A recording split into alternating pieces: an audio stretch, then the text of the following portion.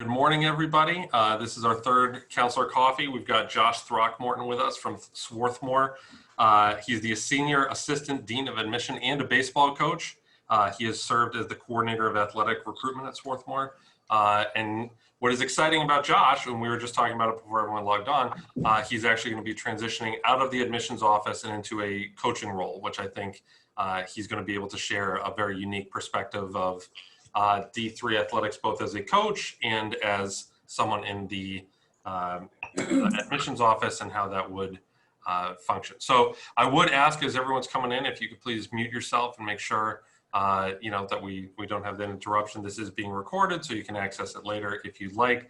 Josh, just sometimes in the first couple minutes of a Zoom session like this, we have the awkward, let's all stare at each other while people join the room. We're going to avoid that, so I've been doing icebreaker questions to get us going and hit the ground. You ready to go, Josh? Yeah, let's do it. I watched a lot of Billy on the Street during quarantine, so I'm trying to embrace him with everything that I do. In our office, we've stopped using the word unprecedented. We're no longer allowed to use it to describe this fall. What is a word that you would use in its place if you're not allowed to use that word? Oh, man. Well, uncharted feels like a cop-out. New, I mean, completely new. Everything from the admissions side that we're doing is reconceptualizing what's already been done in new ways. We're having to adjust to this new environment. And so, yeah, I would go with new. New's good, because new's positive, right? Yeah, There's been plenty of positive changes through all that. Absolutely. And I guess on a related note, is another, everyone has been opening emails right now with, I hope this email finds you well, or something along those lines. What would you really like to say at the beginning of an email when you're sending them to people right now? Can I start with just in all caps, ARG, just screaming my frustration? I saw someone send me something that was like, it was a joke, but they were like, I hope this email finds you like me, filled with rage and a desire to conquer my enemies. And I was like, okay, great. Like, you're having a good day right now. Yeah. Maybe we're backlit. And then I think the last one, you're a baseball guy. Who you got in the Major League Baseball playoffs as we're getting going here? I missed last night's games. We had other things going on nationally that I was paying attention to instead. I think the Dodgers are just such a deep team. It's hard to root against them at this point. I spent a lot of time in Chicago. I'm partial to the Cubs. I don't know if they're necessarily have it this year, but we'll see. Hey, it's a wacky year. Things are happening all right, let's talk Division III recruiting and get into this a little bit, just so that we have a little bit of a perspective. So I think maybe the first thing as we get going is when I talk to people, whether it's parents, whether it is athletes, student athletes who are thinking about the process, sometimes there's a misconception about D3 athletics in general, right? That if you're a basketball player, you're playing in empty gyms that are smaller than your high school, or nobody ever shows up to a football game. I guess as someone who has been involved in D3 athletics and is getting more deeply involved with your new role, how would you describe that athletic experience at the D3 level?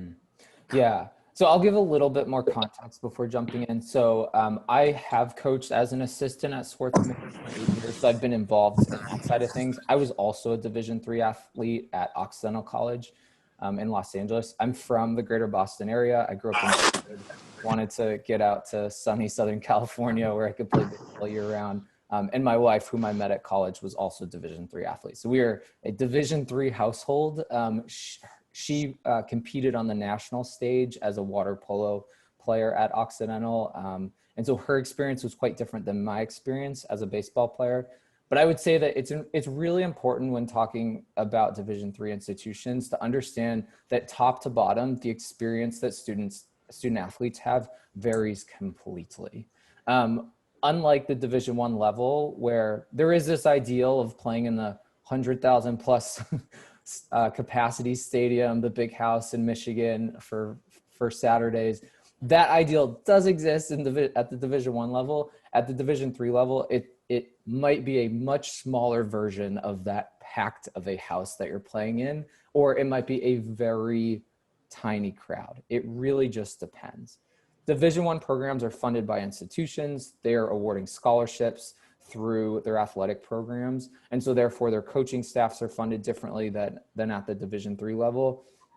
Their facilities receive different funding. And so just it's hard to talk about Division III athletics as a whole because top to bottom, the experience could be so different. But to give you a sense of how I've experienced it and a little bit more broader context to your question, Jack, it really just depends on where you are. If you're an ice hockey player at Utica, which is one of the top programs in the country, their rink holds 4,000 folks. You'll play your home games in front of 3,800 on average. Yep. If you're at Swarthmore as a basketball player, we had the #1 men's basketball team in the country this past year. Our indoor arena holds about 1,200 folks. We'd have 850 per game, students, staff members, community members. It just depends. Our field hockey team, they averaged about 50, 55 attendees per game last year. They play on the soccer field. That's a pretty big stadium at Swarthmore. And so the capacity there feels really different. It just entirely depends on where you are. And I think as you're evaluating Division III institutions, it's important to sort of poke holes and start to question what the athletic culture is like. If playing in front of a packed house is important to you, you might want to consider an institution, or your son might want to consider an institution that has a really deeply ingrained athletic culture on the campus. At Occidental, where I went, football games were the thing to do on the weekends. And so even though our stadium only held about 2,000 people, we would pack 1,800 into there. Sometimes we'd have standing room only around. That's a really exciting environment in which to compete and to be a fan. That was unique to Oxy because we had this deeply ingrained athletic culture. So I think that really should be the driving question, is what is the commitment to athletics by the institution, and what is the athletic culture like? As a result, you won't play in front of 100,000 as a Division III athlete, but you might play in front of a packed house, just like you would at a Division I program. And I think, those are questions as you're going through the process, like Josh was saying, just what is the culture of this institution? And that might not necessarily be from a coach. That might be a discussion with an admissions person. How do they talk about athletics beyond what the coach might say together? It's kind of a broad picture all around. And as we're thinking about the experience, maybe we can pull it back then to the individual. As we're thinking about kind of what defines a D3 athlete, if that is, a D3 athlete is maybe a little bit different than Division I or II. How do you, as someone who is admitting those students and then coaching those students, kind of what are the qualities that you see in athletes who compete at the D3 level? Yeah, so I'll start with the admission side of that question first. So Swarthmore is a really small institution. Our incoming class is only about 420 new first-year students. And so for us on the admission side, and when we're recruiting as coaches, we think a lot about balance. We think about who will this student be on our roster, how might they contribute to our program, but also what else in the community are they going to touch. And so on the admission side, we want at a place like Swarthmore, we want Division III athletes who are committed to their craft, who are going to put in the time to improve our athletic teams and programs, but who are also going to be involved elsewhere on campus, whether that be a cappella, orchestra, in the labs doing research, participating in internships, working campus jobs. We really want well-rounded, balanced student athletes who will contribute in multiple ways throughout the institution.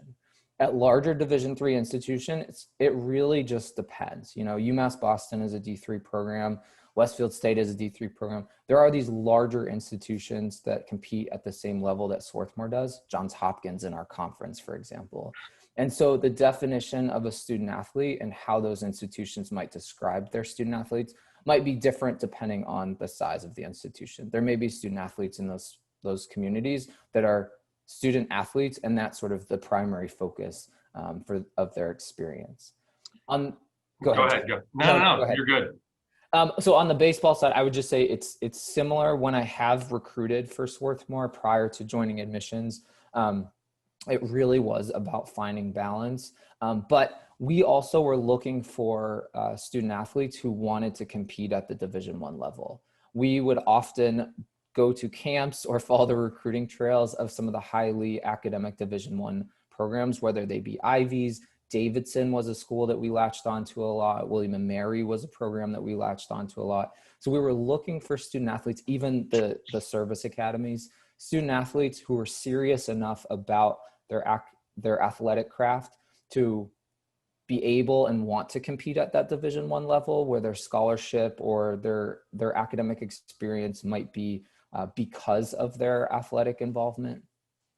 But we wanted to find student athletes who maybe wanted the opportunity to compete right away or to play for a national championship right away.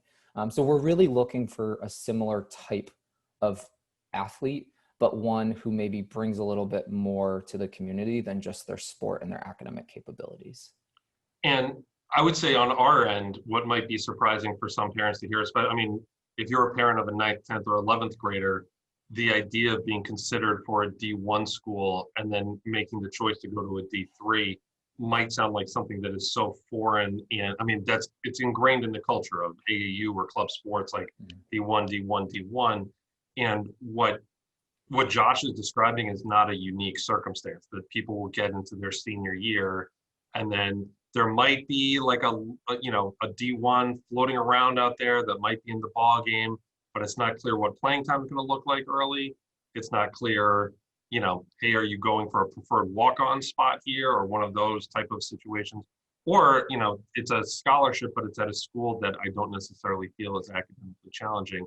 And then it is usually in that, late first semester, mid second semester of senior year where people are like, hold on a second, this is where I'm going to spend the next 4 years of my life. I don't want this one aspect of who I am to be everything that, Josh was talking a little bit more about balance. And that kind of leads me into when I'm working with student athletes and when I'm working with people going through the college process, I kind of feel like there's 2 buckets of student athletes that I'm usually working with in some capacity.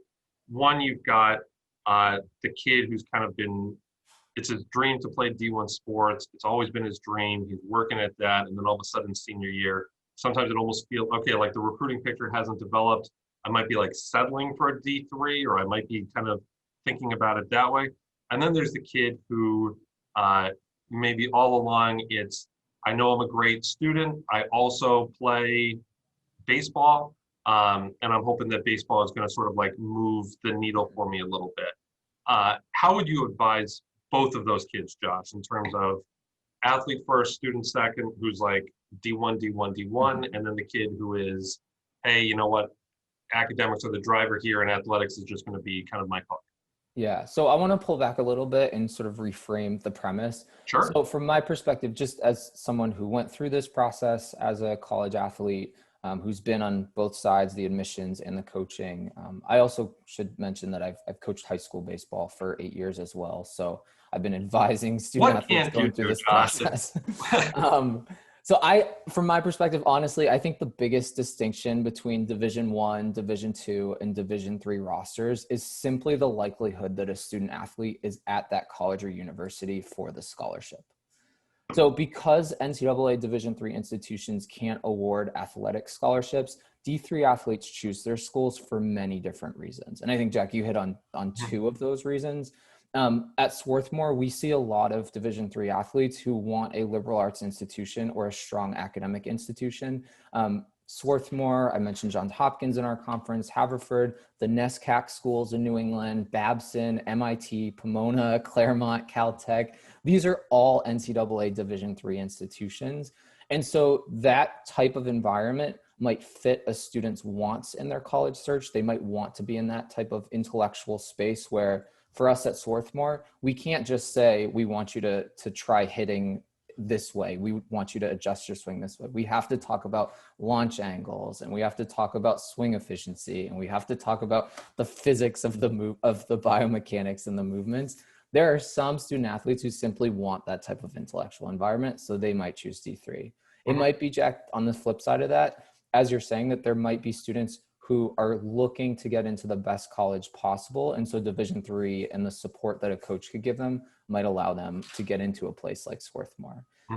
Another reason why a student might choose D3 is that they might not need the sport to get into that institution, but playing a sport is really a main reason for them to choose that. For men's lacrosse, for example, Salisbury University, Cabrini University, those are Division III institutions that are competing for and winning national championships every year. Misericordia College or Marietta College in baseball, small residential Division III institutions that are competing for national championships and going to NCAA tournaments every year. UC Santa Cruz for men's swimming. So it might just be that a student athlete wants the experience of competing for a national championship every year. And for whatever reason, the Division III experience might be where they find that the most. Yeah. The other two reasons, one I would say is financial fit.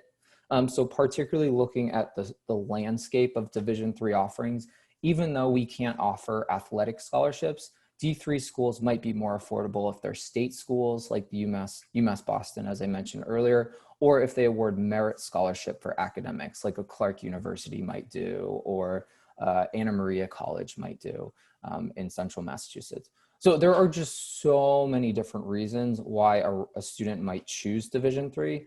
And so because of that, I think it's really important to reframe the conversation, not as you're settling for Division III, but this is just an opportunity for you to be thoughtful about what you really want in your college experience, how athletics folds into that, and then how the financial piece folds into that. And recognize that D3 schools can give you lots of different experiences that may be fulfilling in a way that you hadn't imagined, but you just kind of have to move past the stigma of, oh, it's Division III, it's Division III, it's Division III. Yeah, I mean, I couldn't agree with you more. I think the labeling that happens sometimes, especially if you're a parent of a high school athlete, as I'm sure many of you know, it's not just varsity athletics. It's you're doing clubs and you're participating in NAU, and you've probably been doing this and shuttling things back and forth to practice for 15 years at this point. And there's sometimes that can get caught up in terms of, well, what is the payoff for this, or what is the label? And that, athletes feel that and parents feel that. And it's trying to step back from what that label is overall and just say well, what really is that fit on what the label might say is powerful, because you touched on a really important part. Everyone thinks D1, D1, D1 equals full ride scholarship. That's not always the case. There are plenty of D1 athletes that maybe it's a partial athletic scholarship. Maybe there's no athletic scholarship. Maybe there's something along those lines where funding at D3 could be better, the fit could be better, the supports could be a little bit more intentional. And you also, the downside of an athletic scholarship is sometimes you get hurt and that scholarship is not guaranteed, and that is tragic. And Jack, I actually want to double down on something that you're bringing up here, because I think this is really important. I did not understand this until I actually started coaching in the club baseball coaching world. It is an industry, just like independent consulting or prep schools in some cases. There are folks who exist in the marketplace who make their money, who put bread on their tables every night based on their placement of students. And the industry of private coaching has just absolutely taken off in the past 10 years. And those folks are often getting to students before college counselors do. From my experience, the organization that I was a part of, we would start advising our student athletes and getting them to think about the college search process when they were in 7th and 8th grades. So they're getting information from us on the club coaching side about what they should be looking for before they've even had any formal guidance from someone like you who's working in college counseling, whose job is to advise students about how to be thoughtful through their college search process and consider holistically what it would be like to be in these college campus communities. So they're being directed and fed that Division I message early on by folks who need to place student athletes into Division I programs, because that's sort of considered to be the be all end all. D1 means scholarships, means playing in the big house in front of 100,000 fans, means this very specific idealized image of what the college athlete experience is. And that's the product of an industry. So I just think it's really important to, exactly as you're doing, as you're saying, take a step back and understand how all this marketplace is being made to appear, and then what you actually want from that experience in college. And I think it's important to note at this time that club coaches, AAU coaches, the fact that it's an industry does not mean that these are bad people, but that it's somehow an immoral practice. What is very interesting, I've experienced this as a coach in our basketball program and as a counselor here, you have a lot of stakeholders, and you're creating a circle around a student athlete, which is what should happen. That if someone has several people around them who care about them, ideal. That's the ideal, that you want multiple people looking out for your son. I think sometimes there is just a little bit of an understanding of, okay, this person cares about me and this is an industry. Like those two things can exist in the same space. Absolutely. And it also, as we're thinking about the recruiting process, I think D3, there's usually a little bit more of a balance between, you've got obviously the student athlete, you've got the parent, you've got the high school coach, the college coach, the high school counselor. We're talking about club coaches, an admissions office. When everything goes right, okay, so and it doesn't always go right, but when everything goes right, how do all those stakeholders kind of work together in the process so it's smooth, it doesn't increase stress for the student athlete, and everyone kind of gets the outcomes they're hoping? So I think they center the student athlete. They share the information based on what they know about the options available to that student. They provide guidance on what that student might experience as they move through the recruitment process, whether it be through an early night, an early read, going to showcases, whatever it might be. And then they just step back and they ask the question of, what do you really want out of your college experience? And they let the student athlete decide. I've coached players who have been driven for one reason or another by some of these stakeholders, and then they get to college and they realize, like, yes, this is part of what I wanted, but this is not entirely what I wanted. Or as they're going through the process, they have questions that they're afraid to ask because there seems to be a tension between what the admissions office is saying and my high school coach is saying. And so I think that really just being an information gatherer and trying to share that, but letting the student athlete make choices based on their personal preferences, what they think would make them most happy and be most fulfilling to them. That's really when it goes right, is when a student can make a decision for themselves and lean into that decision and have the confidence of making this challenging, life-changing decision and just feeling the support of those around them in that choice. Yeah, it's, especially if you're a parent of an underclassman who's involved with this call, it is fine. And it's often good that you have this circle, but also understand that that circle is probably going to get smaller and smaller and smaller as you get closer to, first semester of senior year. And, whatever information you're getting from these multiple people, by all means, when you're having those kitchen table conversations and you're sitting around after dinner and everyone's kind of saying, okay, well, this is what we know now, bounce those ideas off some of the different stakeholders. Like in the student first experience, there should be a level of going to your high school counselor and saying, this is what a college coach said, or this is what college admissions office said, or even, going to a club coach and saying, this is what my guidance counselor said, or, in all of those, I am going to disagree with people. Josh and I might disagree from an admissions office to a counseling office, but I think continuing those conversations, and as a parent feeling empowered to have those conversations with people of, hey, you know what, I heard this from our club coach. Is that something that you could see happening? Ultimately, I like CM because we're a place that we talk to each other. It's a collaborative place. I talk to our varsity coaches often. I talk to Dennis Tobin a lot. There's a level of, okay, well, let's all sort of make sure that we're advising a kid in a good direction. If a kid sits down in my office and says, I'm going to be playing D1 football at Michigan next year, and then I talk to Coach DiBiaso and he's never heard of them before or something like that. Like, that's one of those situations where it's like, okay, well, like, let's start reframing what our priorities are. And I think, bringing back the admissions office into it, because sometimes there is a high school coach or a club coach and a college coach are talking.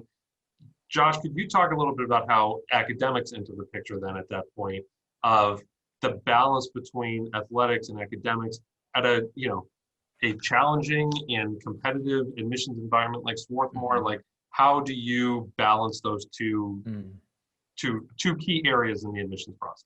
Yeah, so for us, we think about, so when we're evaluating applications, we always do it from a contextual standpoint of what opportunities have been available to the student.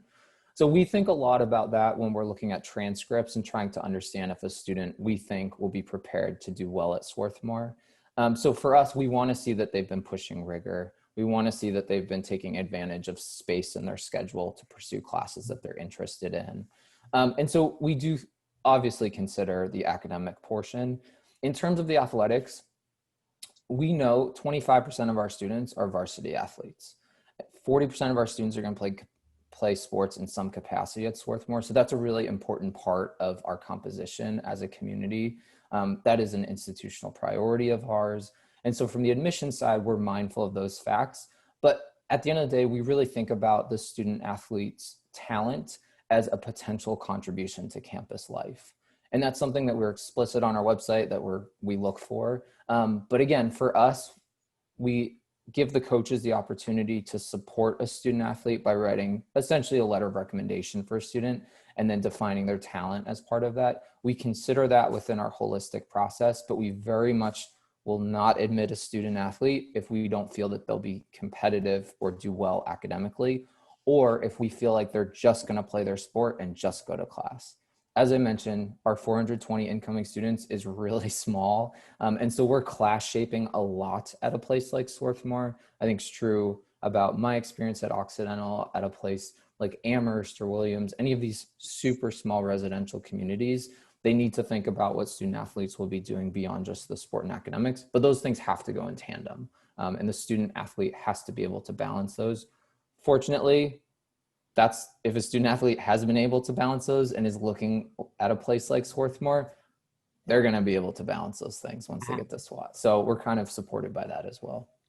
And what I think is so refreshing and exciting about that answer is, you know, in coaching and in high school sports, increasingly you're hearing about like specialization. Like you play this one sport, you have to be the absolute best at it. And there's really, once you get to the admissions process in college, it's like, okay, yeah, you're great at this sport, but what else do you do? And, you know, bringing that into it, kind of thinking about that whole person is valuable. You know, and so we're kind of getting to the end of where my Q&A with Josh is going to end. I have one more, and then we're going to open it up to parent questions. I think we'll probably go till about 8:50, 8:55 or so.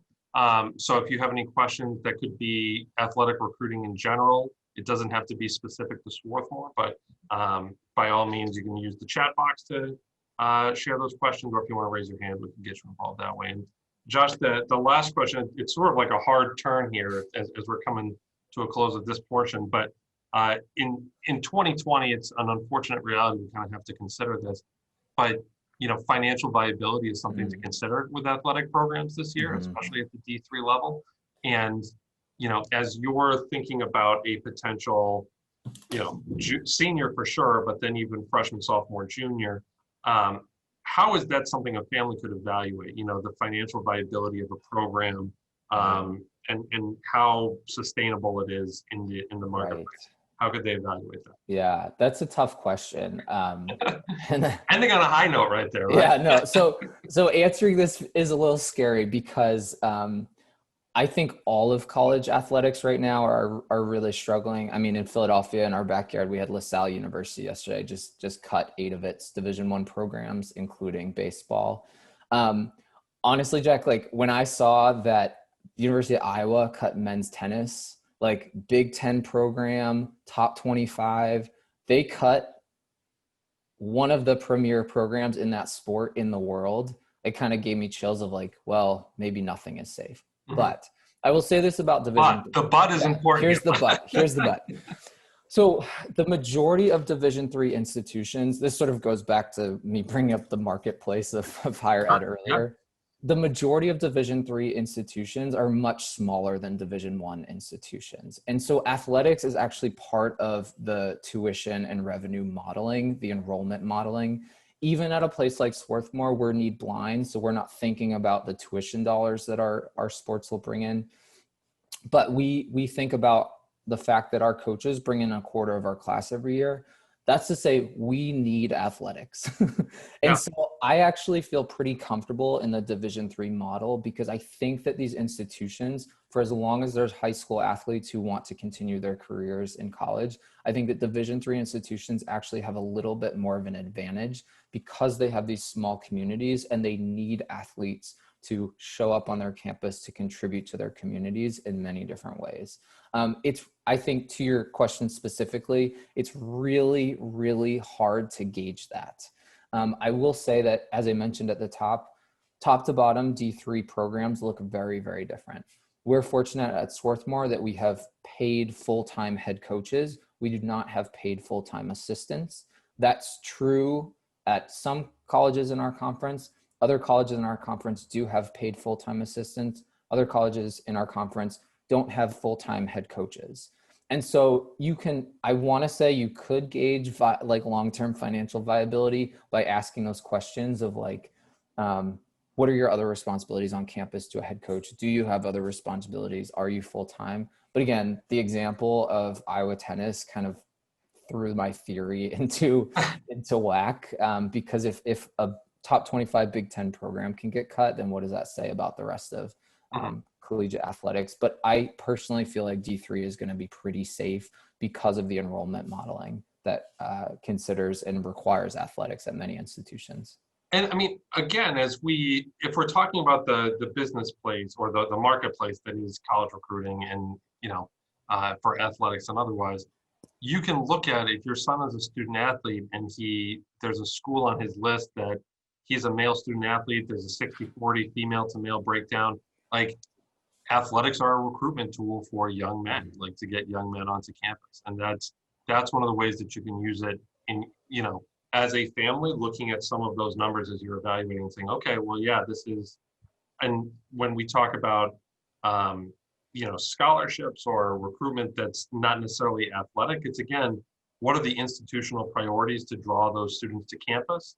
And does your son fit one of those categories that maybe the school is looking for and trying to expand? So there's a lot of ways to be, I don't want to refer to it as being like a savvy consumer, but definitely like using research to your advantage to guide this process. I often talk that there's like this myth that we have in our head that is going to be like Hoosiers. Some college coach is going to walk into the gym randomly because he stopped for gas and see you play that night, and then you get a scholarship the next day. That's not really the way it works anymore. So it is a little bit more of, okay, let's go through this process with a little bit of a plan and using some of the research at our advantage. All right, that's sort of it for the planned conversation, but I would love to open it up. I'm sure parents have a lot of different questions about D3 athletics in general, or recruitment, or admissions, as it might go. And like I said, while Josh is here as a representative of Swarthmore, I mean, we can definitely have a very general conversation about athletics and athletic recruitment.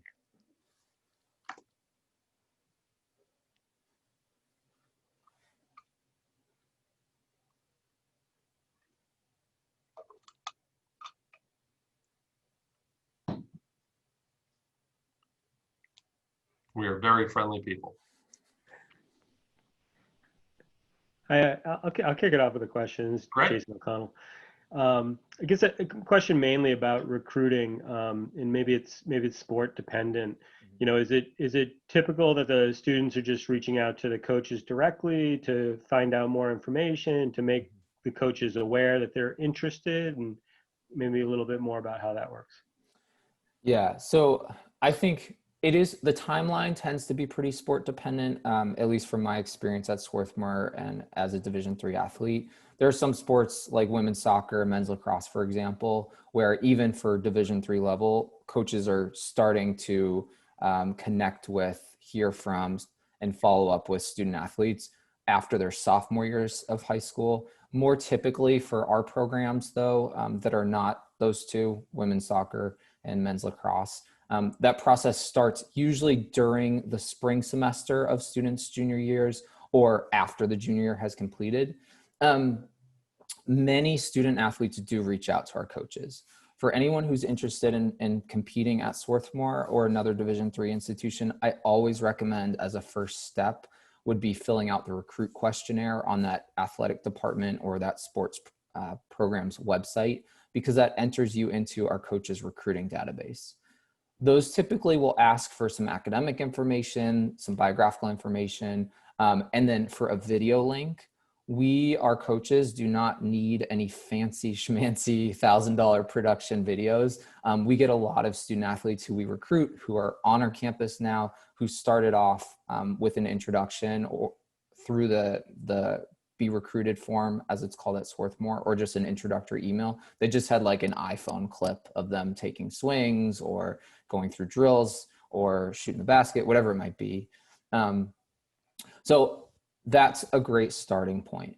The reason why is that our coaches use that information. When we go to camps, we blast out to say to students from a particular area, hey, we're going to be in New England at, we've gone to Browns camp before, for example, for baseball. Love to see you there. Or if we go to camps and we're not quite sure who's going to be there, we look at our recruiting database and align that with the camp participant list to see, okay, who has expressed interest in us. We need to make sure that we get eyes on them during this event. So I think that that's a really useful starting point for us at Swarthmore. The student outreach to coaches can really be pretty basic. It doesn't have to be this whole demonstrated, like, I'm interested in this program and I've met with this professor and I've toured campus. What our coaches want, because they're getting so many of these emails, is just a quick snapshot of your academics and then that short video that shows some skills. And then on our end, if they're interested, they tend to follow up to say, hey, this is where we'll be hosting these events. Where else can we see you during the summer or the spring or whatever it might be? And I think sometimes with those D3 recruiting forms, there can be a feeling of like, okay, well, maybe the best time to do it would have been spring my sophomore year or sometime at junior time. The second best time is right now. If your son is a junior or, senior, we have seniors that are still reaching out like this, right? And you never really know, especially in a year like this where things are kind of topsy-turvy, because I won't say unprecedented, but in a year like this, that recruiting picture could change. A coach thinks that he has someone at that position and then all of a sudden he's scrambling. So sometimes you want to keep putting hooks in the water, that you want to say, okay, I'm going to reach out. There might be a good deal of silence or you don't hear anything for a while and then all of a sudden something moves. So there's a lot of patience with that I would counsel as a parent to say, okay, hey, we're going to do this. We're not going to have an immediate return on this investment of our time, but long-term, we're on those lists. You can get noticed that way, and we're just going to keep on trying. All right, Josh, let's go to the chat. In D3 colleges, you explained that athletic scholarships are not possible. If merit scholarship monies can help bring athletes in, can you describe what range of merit scholarship monies might be offered to a student athlete and who the D3 school is interested? Also, what type of academic record will qualify? So as we think about scholarships, again, how do we balance that athletic and academic piece? Yeah. So, Jack, I'll ask you to respond to this afterwards because I feel like you probably have a wider scope of knowledge about this. I'll let you go first. Okay. My limited perspective is that it depends on the institution. I made my college choice based largely on the merit scholarship that I received from Occidental. That was partial academic, partial for community contributions. At Swarthmore, we're a need-based institution, which actually most of the need-based colleges that award financial aid based on your family's financial need instead of merit scholarship, most of those are at the Division III level. So that should be a consideration as well. But even a need-based institution like Occidental or Swarthmore in this instance often has some sort of merit scholarship program. At Swarthmore, ours is based solely on leadership beyond your sport because we can't actually award any type of merit aid for student athletes who are going to compete in a sport offered on our campus. That's an NCAA no-no. But yeah, it really just depends on the institution, what they're looking for in terms of merit scholarship. State schools may have a GPA threshold or smaller schools. Some schools may have a GPA threshold or a testing threshold. But Jack, what do you think from your experience? Yeah, I would say the same thing. It really kind of what the institutional priority is for the school that you're looking at. And again, at the D3 level, it's not necessarily just sports and just academics. There's a little bit of, well, who's this person going to be? Why do we want to recruit this student athlete to our campus? How are they going to have an impact? That's a little bit larger than, hey, you can hit a baseball 400 feet. I can't give you money for that, but I know that you're going to contribute in these other ways, and that way, or you're interested in this specific academic program, and that's, in this major, you qualify for that. And I would say those conversations are good to have as early as possible with a coach. And again, sometimes people think that a coach at a college level doesn't care about what your major is, or isn't really interested in that academic piece. When a good college coach is going to be able to represent his school well, like we said at the beginning, Josh is both an admissions person and a coach. So a lot of coaches can say, okay, well, this is how you fit at our institution, and this is a program that might be right for you. So having a conversation with a coach first, and then bringing in admissions, or talking to financial aid, or talking to your school counselor, all of those things together might be where we can kind of shake out the couch cushions and find some of that money. It's a great question, and a lot of this goes back to balance of how do we balance multiple different categories in preparing students for college. Right. And very quickly, I had a teammate at Oxy who had a merit scholarship at Occidental for their work in photography. Right. I had a teammate who gained a merit scholarship as the first in their family to attend college. And so there really are many different reasons why Division III schools will award merit aid beyond just academics and athletics. Yeah, sometimes people get like a headlights look of, oh my gosh, I'm talking to a college coach, like I just have to say everything right here. Ultimately, they want to be a partner. And so instead of saying, well, I don't feel comfortable asking the coach this, or I don't know if I can really say, money's going to be an issue for us, or scholarships might be an interest. Like if they want you as a player and they want you as a member of that community, being honest and open as early as possible about these are some of the barriers our family is facing, I think that's the best thing you can do, and sort of just going through that discomfort. The next question is sort of building off that viability question, and like as we're doing all sorts of things COVID here, and where it's on the front of everyone's mind. What are you experiencing in terms of recruiting shifts, as recruiting is new now, to use your word? How could you navigate this? You might not be camps are happening less often. If you play a spring sport, you probably didn't get to have a junior season last year or a sophomore season last year. How have you seen people respond to this in ways that you think, hey, this is a great response, and that's what you advise others doing for it? Yeah. So I'll start from the admission side, because just from a practical perspective, COVID has led a lot of our admitted enrolled incoming students to take a gap year. And so as a result, we actually have 2 rosters at Swarthmore where the entire incoming first year class has deferred until next year. So for baseball and women's soccer, their entire incoming class of 2024 said, we're going to actually defer to the class of 2025. So that has greatly impacted how those coaches navigate the recruiting process this summer. So that's a great question to ask about as you're entering this process, is what is the class composition? Have there been many deferrals? How might that impact roster spots, but also how might that impact admissions? Because on our end, we have about 50 students who deferred to the next class. So rather than taking 420-ish final students who will matriculate, we'll certainly admit almost 1,000, but we'll matriculate about 370 with the next class. So from an admission side, that's shifted completely. Jack, you hit on exactly what the change has been for our coaches, is that they just can't see student athletes in person. And we mentioned the newness earlier and how there's some benefits from that. Twitter has actually been a really great resource to our coaches. We're finding that just First time anyone has said something nice about Twitter. Yeah, I mean, student athletes just posting little clips of themselves training, or kicking a soccer ball around with their sibling. Like, that has actually become a really great way for our coaches to kill time during COVID, is just scrolling Twitter. But also that's opened the doors for conversations with student athletes who they otherwise might not have seen during a normal recruitment cycle, whether because they couldn't get physically to that student's part of the country, or that student may not have thought to reach out to a place like Swarthmore. And so the growth of social media as a recruitment tool has shifted the process for our coaches. And I think very much so in a student athlete's favor.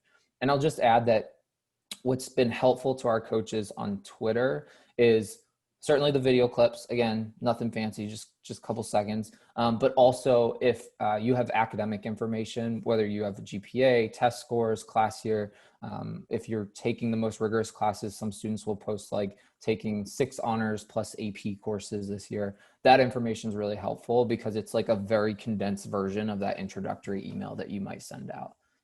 So I've seen the change there as well. And I would recommend if your son's a varsity athlete, like the varsity teams here usually have a Twitter page where we'll put those clips out. Like here's some highlights from last night's game. Over the summer, our basketball program was sharing highlight films of some of our guys from what they were doing at AAU. If you're involved in AAU or club or any of those, like it could be your Twitter feed and it could also be someone else's Twitter feed with a larger reach. So have those conversations. And then Josh brought up GPA.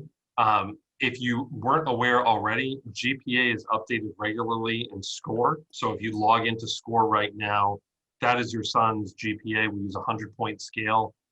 If there are GPA converters, if you want to put it onto a 4.0 scale, anything like that. But if you ever need a transcript, something, hey, I just heard back from a coach, I need a transcript, reach out to me or Mr. Claiborne or Ms. Kaplan, whoever your son's counselor is, and that we turn that around pretty quickly.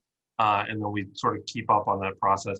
And like I said before, we regularly talk to our varsity coaches. Just walking through the hallway yesterday, I had a 15-minute conversation with Coach Rooney about hockey. So it's, those conversations and just putting things out there is a very helpful way to sort of manage the recruiting, the new landscape. And then this next question, which I love, which is kind of evaluating balance when a student gets to campus. And, are there programs that say we want you competing 50 hours a week and this is what we're going to do? And are there programs that say we want you to have a 3.8 and this is how you like, when a student athlete is going through that process, Josh, how would you advise them to, this is such a great question, sort of suss out what a program actually needs? Yeah, ask to speak to a current athlete on the roster. Ask them how they balance academics with athletics. Ask them what other options they considered and how their balance that they were looking for, they weighed that when evaluating different colleges to apply to. Because just from my experience solely playing baseball and coaching baseball at Swarthmore, there are significant differences between that balance depending on the institution and largely depending on the conference as well, to be fully honest. Like at Oxy, for example, our schedule was such that because we were in Southern California, we started the first week of January. We only played games on Fridays and Saturdays. At Swarthmore, student athletes are playing on Tuesdays, they're playing on Thursdays. And so it's just a very different student athlete experience. I would say our professors at SWAT do a tremendous job of accommodating our student athletes. We actually had, prior to COVID, we had 4 of our baseball players who were in the same engineering lab, and they went to the professor and said, hey, this lab's on Tuesday afternoons. This is a conference competition day for us. And the professor actually moved the lab for the whole class as a result of that. So at a place like Swarthmore, the professors are overly accommodating, I would say.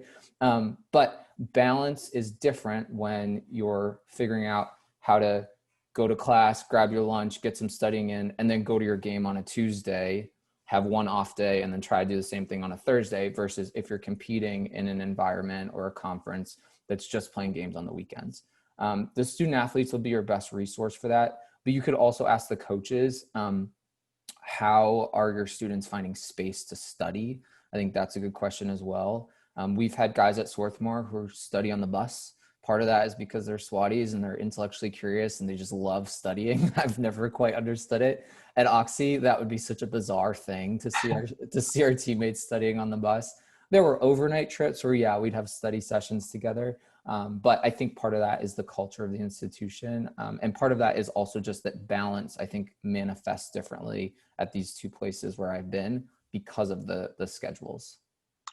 Would a conversation about outcomes be helpful as well? Like if you're saying to a coach, like, okay, after graduation, what do your student athletes end up doing? Mm-hmm. In what ways might that benefit? How involved is a coach involved in like what students do after graduation and those outcomes and tracking those? Yeah, that's a good question. Yeah, I mean, certainly graduate, please ask the question about what percentage of your students who come in as first years are graduating from the program and graduating from the institution. I mean, that's such a basic barometer of I think how happiness, how is being measured within those programs And divided. How many Yeah. are graduating from the program and how many Yeah. are graduating from the institution? Yeah, exactly. Some coaches, I think that is a really fair question to ask. How are you supporting professional outcomes? What are your student athletes going on to do? But at the heart of that is, do they have time to pursue their professional interests? I think that's a really valuable question to ask to the coaches, yeah, but also to the students who are living that experience as well. Mhm. Yeah, that's often the best resource, is just go straight to the source and who's the people who are living it. Mhm. I think we might have time for one last question. If there's anything else burning that we haven't been able to cover yet and you just really hope that you get in.